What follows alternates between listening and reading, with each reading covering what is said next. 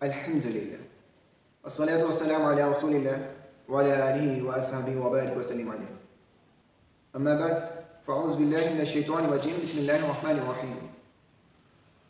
اللہ لا الہ الا هو الحی القیوم لا تأخذه سنة ولا نوم له ما في السماوات وما في الأرض من ذا الذي يشفع عنده إلا بإذنه يعلم ما بين أيديهم وما خلفهم ولا يحيطون بشيء من علمه إلا بما شاء وسع كرسيه السماوات والأرض ولا يؤوده حفظهما وهو العلي العظيم. رب اشرح لي صدري ويسر لي أمري واحلل عقدة من لساني يفقهوا قولي. ہر وہ عمل جو انسان نہ کر سکے اور وہ رونما ہو جائے اس کو معجزہ کہتے ہیں. قرآن مجید معجزات کا معجزہ ہے. قرآن مجید کا انداز بیان، قرآن مجید کے آیات کی وسعت، فصاحت، بلاغت، یہ اپنی مثال صرف آپ ہے. اللہ تعالیٰ نے بہت سے پیغمبروں کو بہت سے معجزات عطا فرمائے تاکہ لوگ ان معجزوں کو دیکھ کر راہ ہدایت پر، راہ اطمینان پر آ جائیں. میرے اور آپ کے پیارے نبی حضرت محمد صلی اللہ علیہ وسلم کو اللہ تعالیٰ نے بہت سے معجزات عطا فرمائے، جن میں سے سب سے بڑا معجزہ اور قیامت تک کا معجزہ وہ قرآن مجید ہے.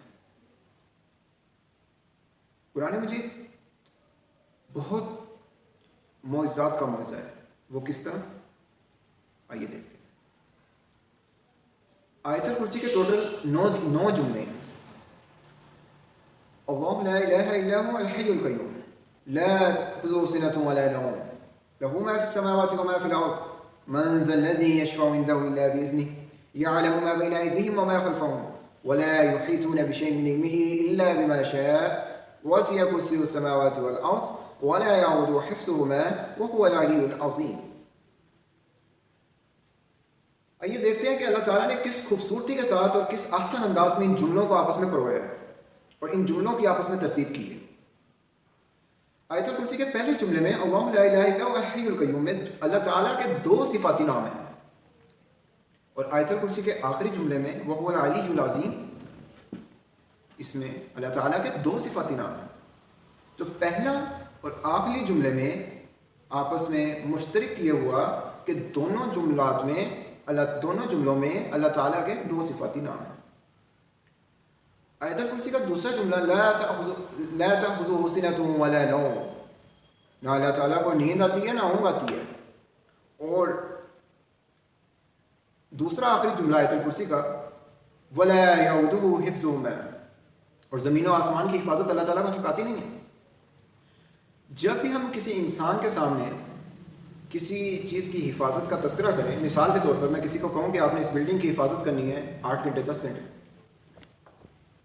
6-7 گھنٹے بعد اس کو لازمی ہے، انسان کی فطرت ہے کہ اس کو اونگ آنا شروع ہو جائے گی، وہ تھکا محسوس کرے گا، وہ مانیت محسوس کرے گا. اسی طرح اگر کسی کو کہا جائے کہ آپ نے یہ CCTV کیمرے کی ویڈیو چل رہی ہے، اس کو بغور 8 گھنٹے اس پہ آپ کی ڈیوٹی ہے، تو وہ بار بار اسی اسکرین کو 8 گھنٹے تک دیکھتا اس کو 5-6 گھنٹے بعد جو ہے کافی اکتاہٹ محسوس ہونے لگ جائے گی. یہ انسان کی فطرت میں شامل ہے. الغرض معلوم یہ ہوا کہ جب انسان کے سامنے کسی چیز کی حفاظت کا تذکرہ کیا جائے تو وہ ہر انسان کی مختلف کیپیسٹی ہے، لیکن وہ ایک حد پہ جا کے وہ اپنے آپ کو تھکا ہوا اور وہ اپنے آپ کو کمزور محسوس کرتا ہے. اسی طرح اللہ تعالیٰ نے بھی آیت الکرسی کے ان جملوں میں تعلق یہ بنایا کہ اللہ تأخذه سنة ولا نوم، اللہ تعالیٰ کو لیکن اونگ اور نیند نہیں آتی، اور ولا يعود حفظهما، اور زمین و آسمان کی حفاظت اللہ تعالیٰ کو تھکاتی نہیں. آئیے آیت الکرسی کا تیسرا جملہ دیکھتے ہیں.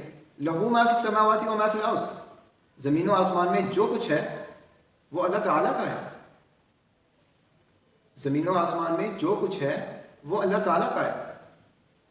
اب تیسرا جملہ اور آخری تیسرے جملے کو سمجھنے کے لیے پہلے ہمیں مالک اور ملک کا فرق معلوم ہونا چاہیے. मालिक होता है छोटी चीज़ों का। जैसे मेरे पास कोई पेन है तो मैं उस पेन का मालिक हूँ, मेरे पास कोई गाड़ी है मैं उस गाड़ी का मालिक हूँ। और लेकिन मलिक होता है बड़ी चीज़ों का। मलिक का दूसरा मतलब बादशाह होता है। तो मैं यूँ नहीं कह सकता कि मैं अपने पेन का बादशाह हूँ, मैं अपनी गाड़ी का बादशाह हूँ। मैं ये कहूँगा कि मैं इस पेन का मालिक हूँ। तो लेकिन अल्लाह ताला को ये शान है अल्लाह की कि वो मालिक भी हैं, मलिक भी हैं। तो आयतुल कुर्सी का तीसरा जुमला है लहू मा फिस समावाति व मा फिल अर्ज़, ज़मीन व आसमान में जो कुछ है वो अल्लाह ताला का है, यानी अल्लाह ताला उसके मालिक है। अल्लाह ताला की वो ज़ाती मलकियत में शामिल है।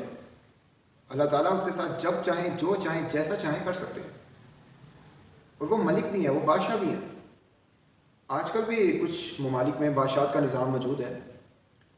तो क्या वहाँ का बादशाह अपने मुल्क की रियाया के हर चीज़ का मालिक भी है? नहीं, मालिक नहीं है। वो अपनी रियाया की मिसाल के तौर पर उसको अपने रियाया की किसी की गाड़ी पसंद आ गया, उसको फ़ौरन नहीं ले सकता, उसका मालिक नहीं है। उसको उसका जो भी तरीका है पैसे दे के अगर उसकी रज़ा हुई तो ले सकता है, लेकिन वो उसका मालिक नहीं है खुद। लेकिन अल्लाह ताला की ये शान है कि वो मालिक भी हैं और मलिक भी हैं, वो ओनर भी हैं, बादशाह भी हैं।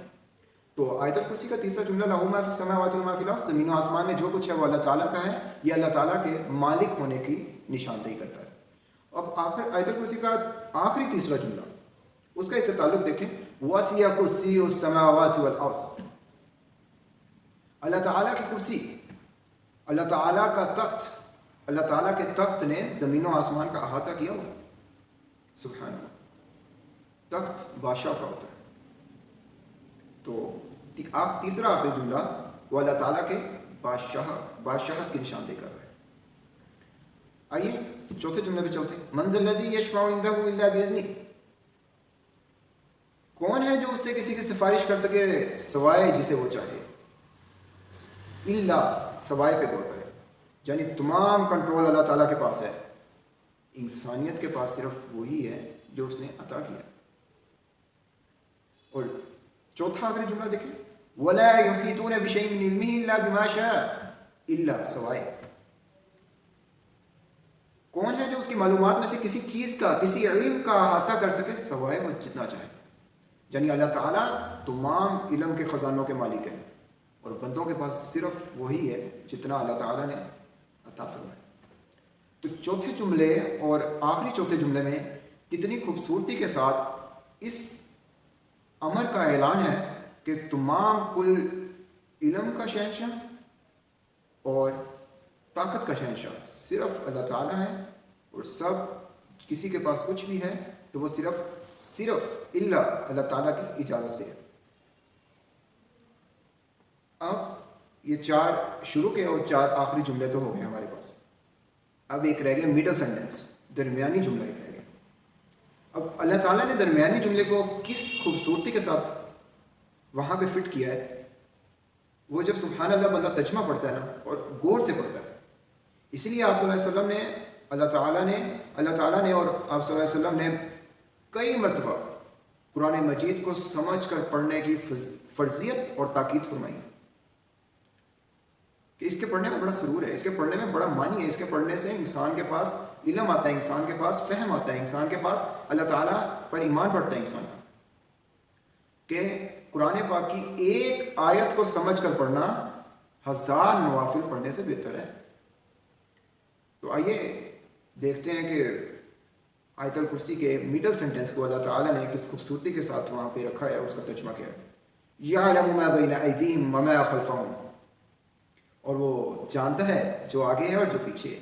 सुभान अल्लाह, यानी वो जानता है कि बंदों के आगे क्या है, बंदों के पीछे क्या है।